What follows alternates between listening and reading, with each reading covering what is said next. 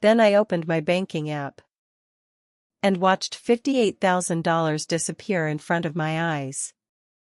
Not a glitch. Not a fraud alert. Not a mistake I could explain away with one phone call. 3 accounts. All zero. All drained while I had been 1,000 miles away trusting the one person in my life I should have stopped trusting years ago. My brother had emptied everything. My emergency fund. My car savings. And the college account I had been building, dollar by dollar, for my 9-year-old daughter. Then he left a note on my kitchen counter with 6 words. Sorry, sis. I had no choice. I want to tell you what I did next. But first I need to tell you what my daughter had already done. Because she had seen this coming long before I let myself. And what she showed me when I walked through that front door was the reason my brother ended up in handcuffs in Miami 3 days later. My name is Megan. I'm 36. Single mom. Denver, Colorado. And the fastest version of who I am is this: I am the person who holds things together. I always have been. When my parents split, I was 16 and suddenly the most functional person in a house full of chaos. I learned to be the stable one before I was old enough to know what that cost. I got a job. I took community college classes later than I'd planned. I told myself the sacrifice was temporary because that is what people tell themselves when they are too young to know better. My brother Ethan was 5 years younger. Angry kid. Lost kid. The kind of boy who needed someone to believe in him or he would find the worst version of himself and stay there. I chose to be that someone. For 15 years, I chose it. When he was short on rent, I covered it. When his car broke down, I paid for the repair. When he swore he was getting serious about his life, I chose to believe him every single time. Not once. Over and over. After he had done nothing to earn it. By the time this story begins, I had finally built something real. A townhome in a good school district. A stable career as a senior event operations coordinator. An emergency fund. A college account for my daughter Sophie. Just enough breathing room to stop panicking about the future. It had taken years to get there.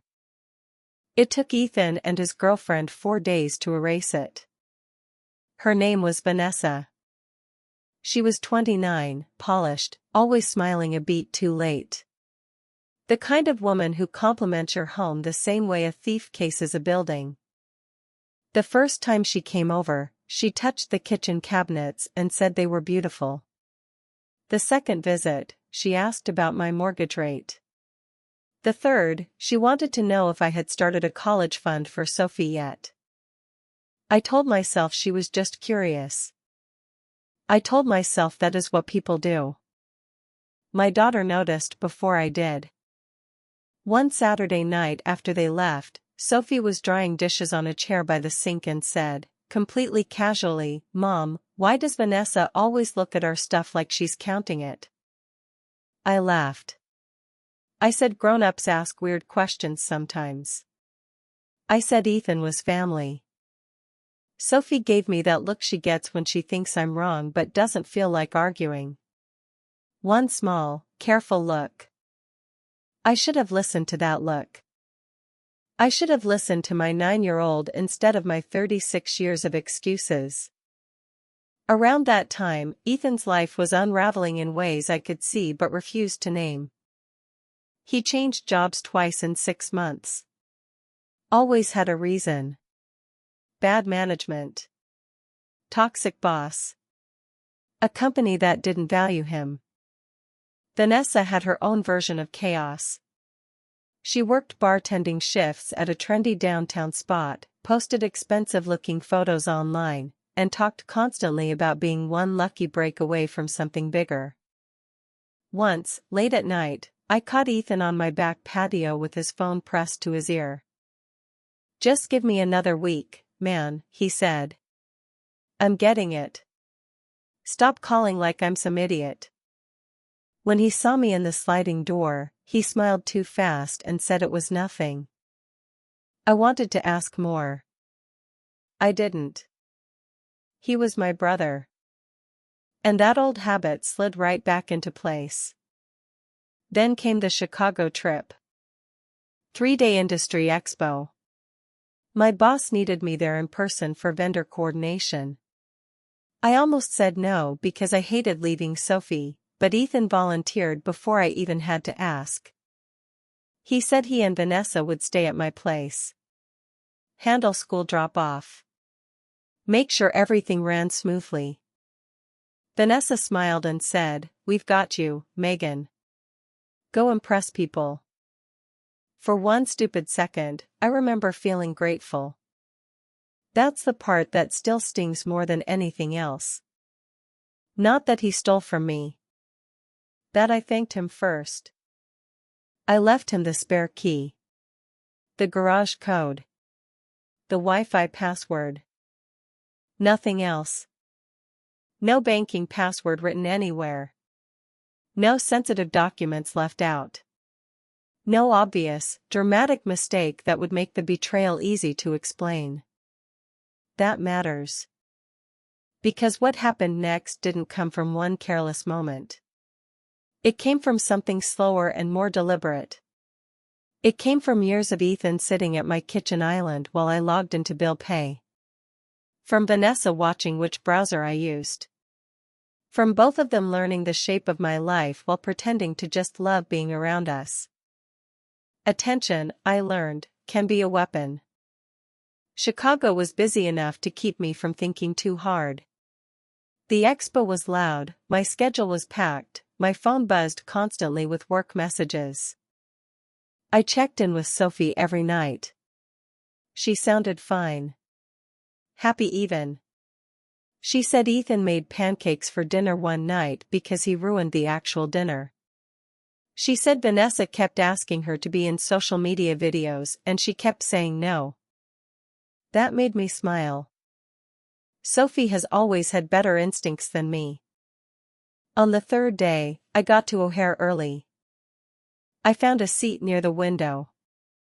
Bought a coffee. Opened my banking app out of habit. And the world stopped. 3 accounts. All reading 0. I blinked. Logged out. Logged back in. Same numbers. Same emptiness. Transfers I didn't recognize. Fast, clean, deliberate, broken into amounts that looked calculated. Someone hadn't just stumbled into my money. Someone had navigated through the structure of my entire financial life. My hands started shaking so badly I nearly dropped my phone. I called the bank. Then Ethan. Then the bank again while Ethan's voicemail played in my ear. The fraud representative froze the accounts and told me to file a police report the moment I landed. She used the word compromise 3 times. I hated that word instantly. My life didn't feel compromised. It felt gutted. I spent the entire flight home staring at the seat in front of me. Replaying everything. Vanessa asking which bank I used. Ethan joking that I probably had my whole life color-coded in spreadsheets. Sophie asking why Vanessa looked at our things like she was counting them. By the time we landed, I wasn't asking if Ethan had done this. I was asking how long he had been planning it. The house looked normal from the outside. Porch light on. Sophie's bike by the garage. Flower pots lined up by the steps. It was the normalcy that made what I found inside feel worse. The guest room was empty. The closet wiped clean. The bathroom counter where Vanessa had spread her skincare products cleared like she'd never been there. A mug still in the sink. One of Sophie's colored pencils on the kitchen floor. And in the middle of all that ordinary mess, a folded note on the counter, Sorry, sis. I had no choice. 6 words.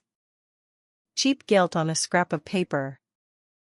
From a man who had just stolen nearly every dollar I had spent years building. I called Ethan. Voicemail. I called Vanessa. Phone off. Then I heard Sophie's backpack drop near the front door. My neighbor had just brought her home. She took one look at my face and stopped smiling. Mom. What happened? There is no graceful way to tell a child that someone she loves has robbed her future. I sat her down in the living room. Kept my voice steadier than I felt. I said Uncle Ethan and Vanessa took money from us and left. I said it was a serious thing and the police were going to help. I said none of it was her fault. Sophie listened without interrupting. Her face getting quieter and quieter. Then, while I was still trying not to fall apart in front of her, she said something I will never forget. Mom, don't worry. I handled it. I thought she meant emotionally. I thought she was trying to comfort me. She stood up, walked to her room, and came back holding my old iPad like it weighed something important. She set it on the coffee table between us and said in a small, careful voice, Mom. Please don't get mad. I had no idea what she was about to show me. Nothing could have prepared me for it. Inside the cloud storage app one had set up for her years ago, the one she mostly used for drawings and games, were folders full of video files, audio clips, and screenshots. She had named them things like, kitchen fight, patio call, bad money talk. My throat tightened before she even pressed play. Sophie took one breath and said, I knew something was wrong. And you kept saying it was fine. So I saved things in case you needed proof. I stared at her. Then I managed one sentence. Show me everything. The first video was recorded from an angle near the fruit bowl on the kitchen counter. The picture shook once, then settled. Ethan and Vanessa were in my kitchen. 2 nights before I left for Chicago. Vanessa was leaning against the sink, arms crossed, voice low and sharp. Ethan was pacing. You think your sister got all this by accident? Vanessa said. Look at this house. Look at the accounts she talks about. She lives like she's the only person who ever had to struggle. Ethan ran both hands over his face. Stop. She didn't stop. She practically raised you, right? Then she owes you. For every year she spent acting like your mother instead of your sister. That line hit me like a slap. I felt Sophie's hand touch my arm for exactly 1 second. Like she knew.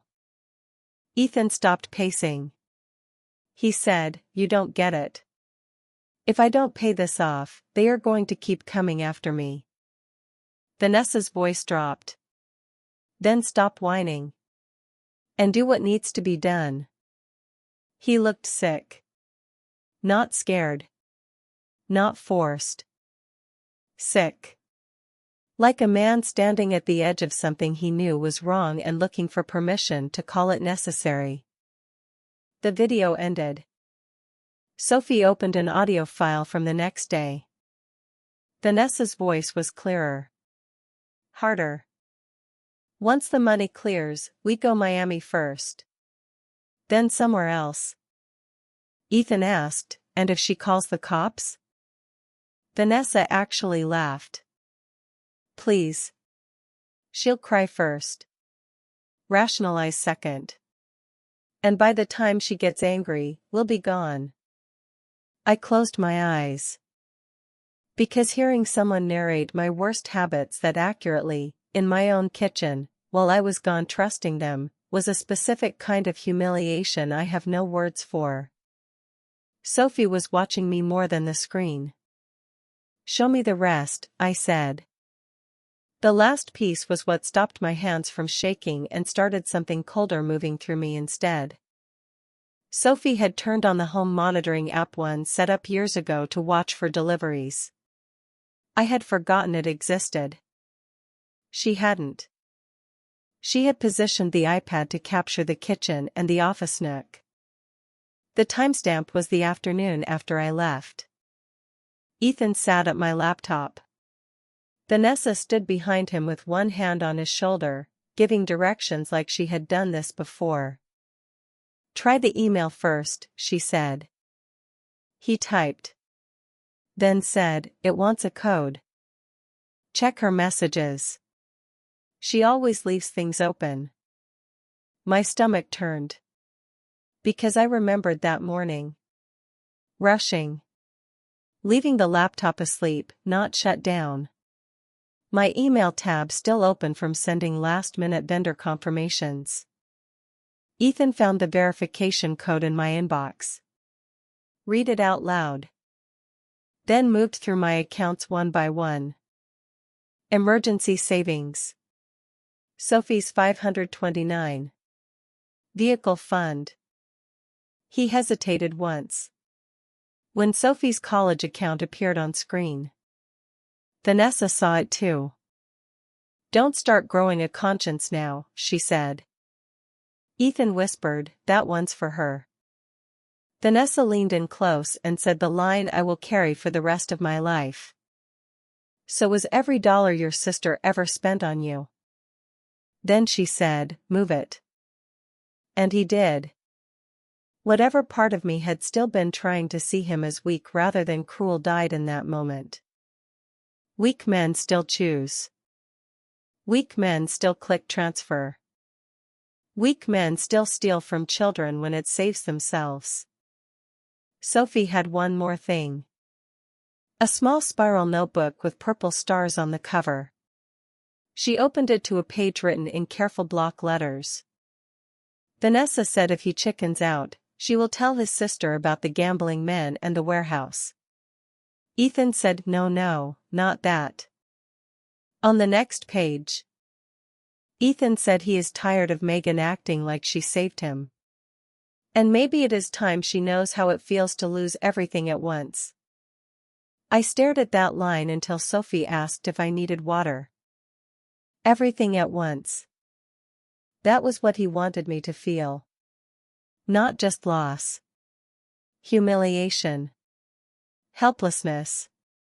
Maybe revenge for every resentment he had never had the courage to voice.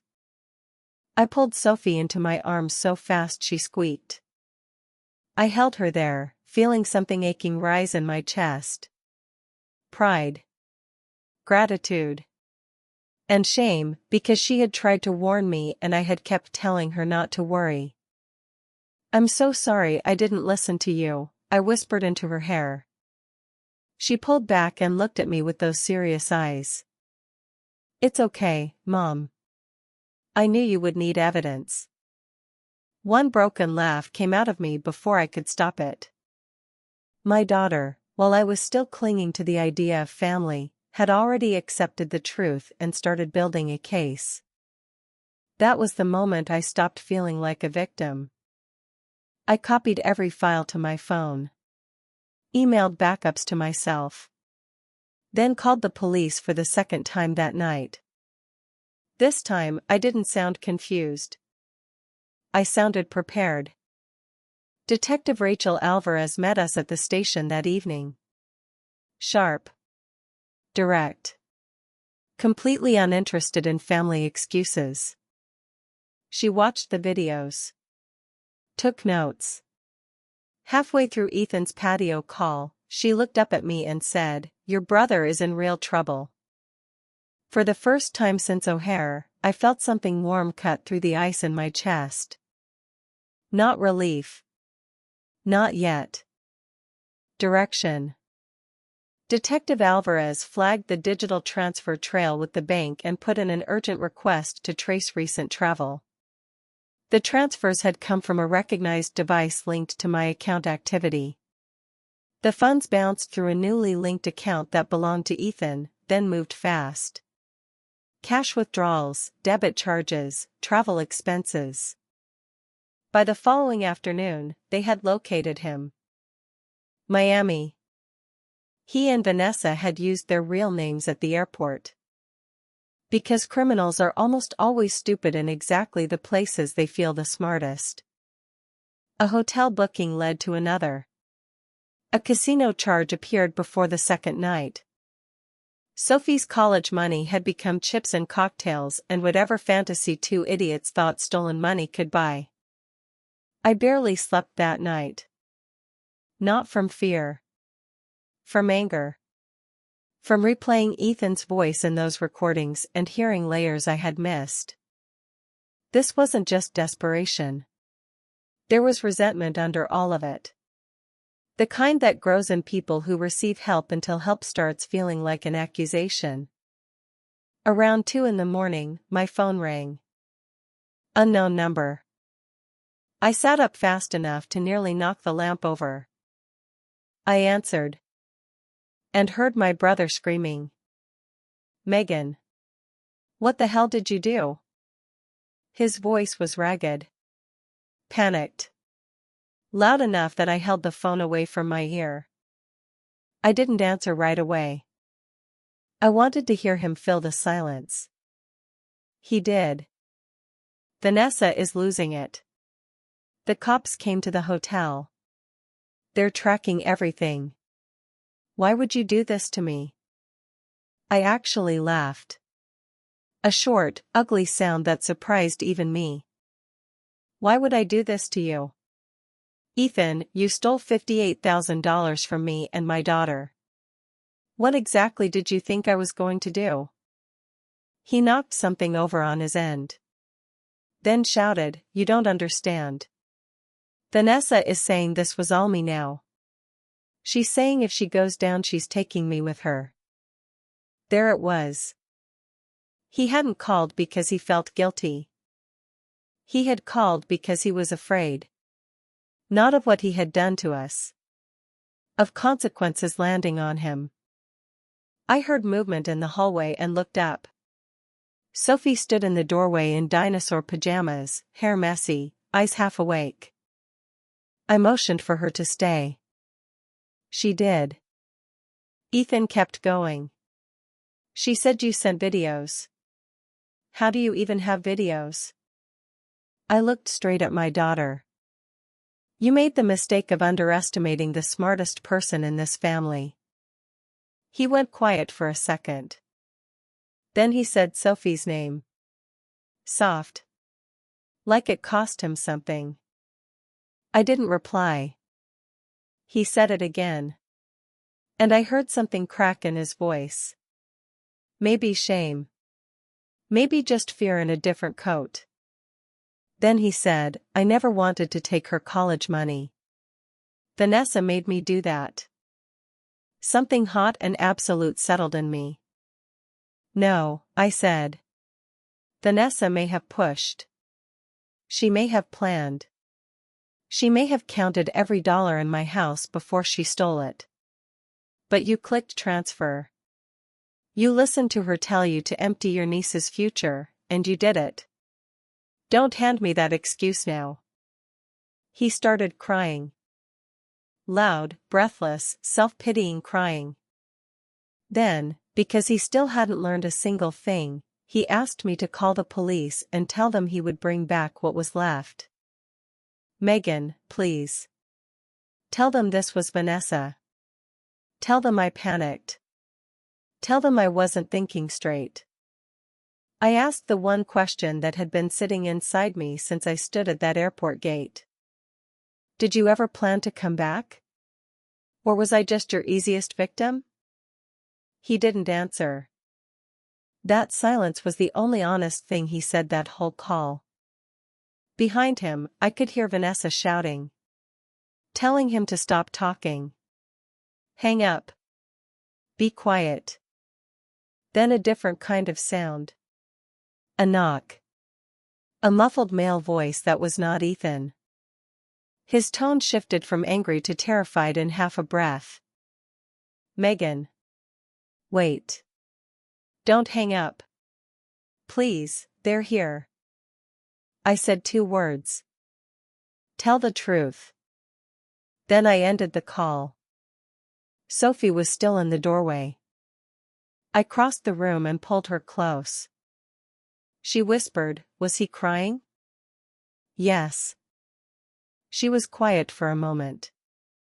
Then asked, "Are you going to save him?" I looked toward the dark window, my phone still warm in my hand. "No, sweetheart. This time I'm going to save us." By morning, Detective Alvarez had confirmation. Miami police had detained both Ethan and Vanessa. Warrants were processed.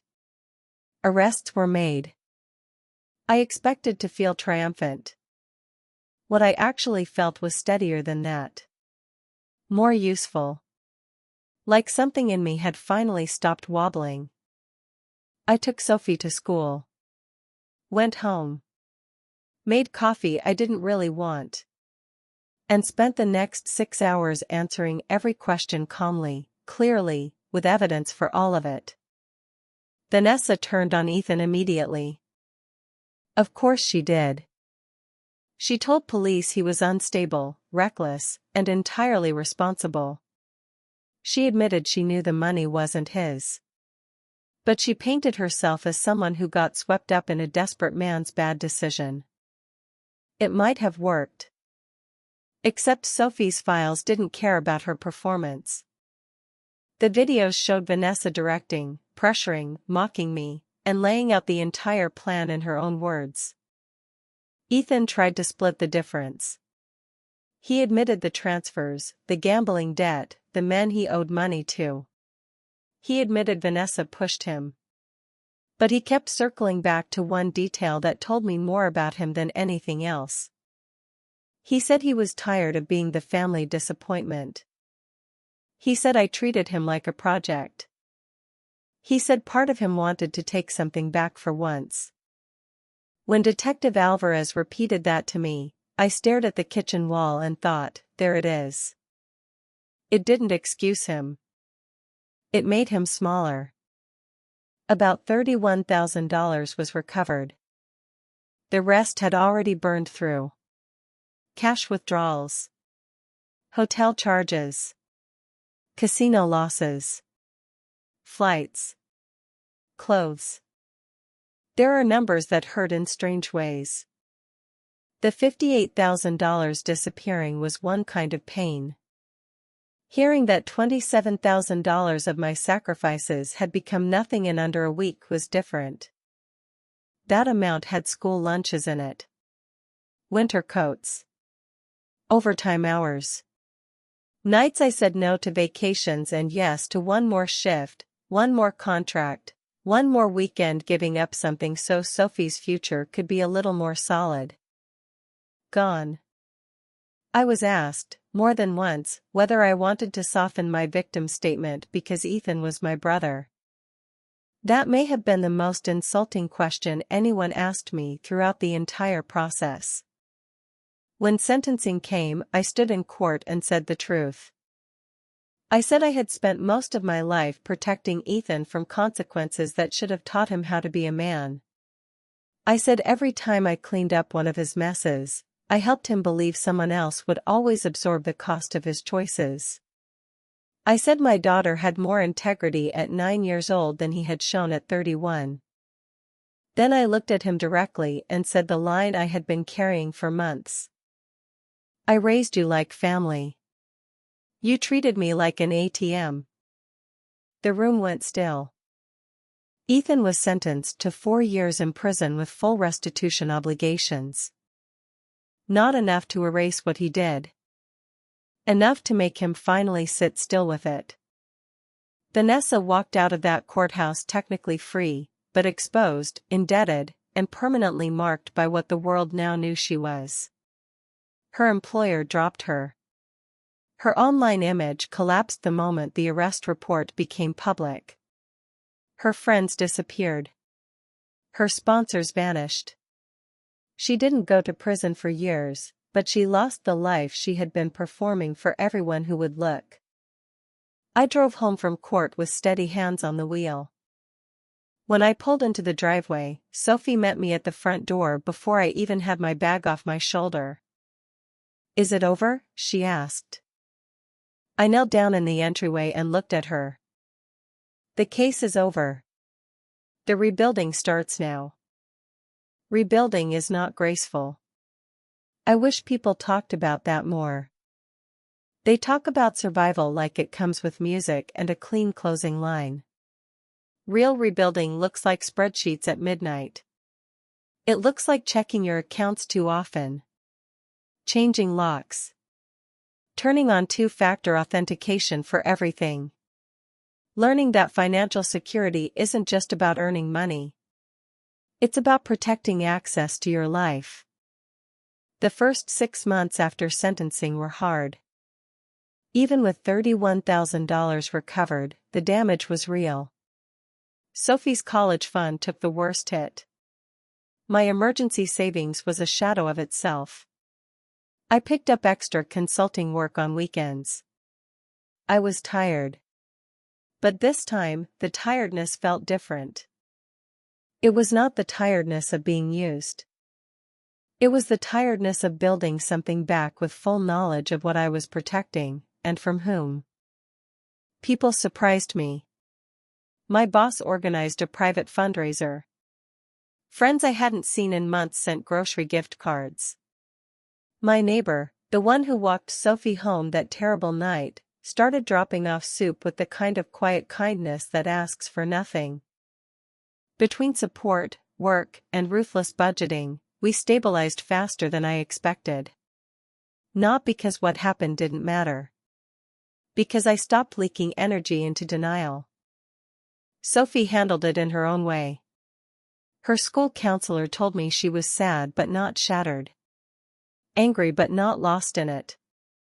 One evening while I was updating our budget, Sophie sat across from me doing math homework. She looked up and said, "Mom, are you still mad at him or are you hurt?" The question was so precise I had to stop typing. "Both," I told her. "But hurt lasts longer." She nodded like that made perfect sense. Then she said something I wrote down immediately because I never wanted to forget it. "I think being family is supposed to mean you get more chances to do right. Not more chances to do wrong." That was the lesson at the center of everything. And it came from a 9-year-old. Ethan wrote to me from prison after about 5 months. Then again after 7. Then again after 9. At first I didn't answer. His first letters were shame and self-pity braided so tightly together it was hard to separate one from the other. By the third letter, the tone changed. He stopped blaming Vanessa. Stopped blaming debt. Stopped blaming our childhood, bad timing, or bad luck. He wrote, "I stole from you. I stole from Sophie. No one forced my hand across that keyboard." That line mattered. Not because it repaired anything. Because it was the first honest thing he had said in years. I eventually wrote back. Not much. Just enough to say I had received the letter and that Sophie was doing well in school. He replied with no request for forgiveness. That mattered too. 3 years later, my emergency fund is healthy again. Sophie's college account is rebuilding. I replaced the old SUV with something modest and reliable. Sophie is 12 now. Tall for her age. Obsessed with coding. And still very pleased with herself for what she calls her detective era. She jokes sometimes that she saved our family finances before she hit middle school. She's not wrong.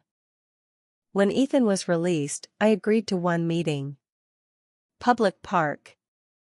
Supervised in the sense that Sophie was there and she had already decided exactly how much grace she was prepared to offer.